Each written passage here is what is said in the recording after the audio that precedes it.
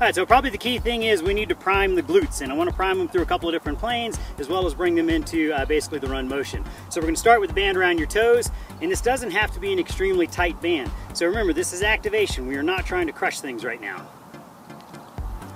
So we're going to get it out around the balls of the feet. You're going to start at hip width, and then we're just going to go through 10 steps moving sideways.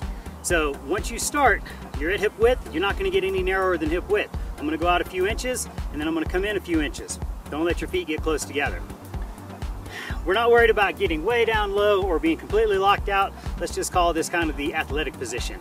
Butt back a little bit, knees bent. So we're going to go 10 times, and upper outer quadrant is where you should feel this. If you're getting IT band, that's not the neighborhood we want, and you probably need to go back and make sure that you're turning your hips on properly. All right, so we're going to come back 10. Now you're going to keep the separation, you know, hip width minimum. I don't mind if it's a little wider, and then we'll go through 10 steps forward, keeping that tension, and then you would go 10 steps backwards. All right, move the band up just below your knees. So here we're simply going to go through some squats, hip width stance, square feet. Make sure we maintain hip knee foot alignment. You want to try to separate whatever surface you're standing on with your feet. That's going to turn your glutes on first, and then maintain your hip knee foot alignment, so you're going to have to press out into the band. Remember, when you're squatting, butt back to descend into the squat, not knees forward.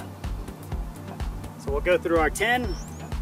Every time you come up, good glute squeeze. We're telling them, yes, we want you on, and here's where we want you working.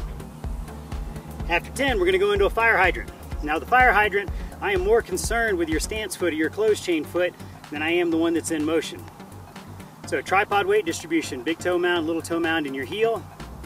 The direction is back a little bit, turn the knee out, and then away from the body. Not straight out to the side or going to the front. Now again, I'm more concerned with this foot, this leg, making sure that the band does not pull my knee in, whether it's rotating, collapsing, or any other funny business. So we're going to go through our 10 on each side. Swap. Get 10 over here.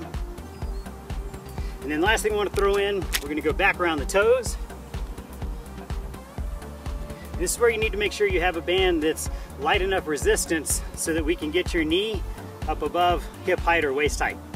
So we're going to start, arms in the run motion. We're going to bring the leg down, turn the knee, toes out, go away from the body, and then sit down into that foot. So sitting down into that foot, hip, knee. And then we repeat on the other side. So start with the knee above, we're going to come down, turn the toe out, knee out, move away, descend into that leg, and then back up. All right, so now everything is on and primed. You've got your movement. Now you're ready to go into some run drills or things that are a little more ballistic to get you ready for the workout.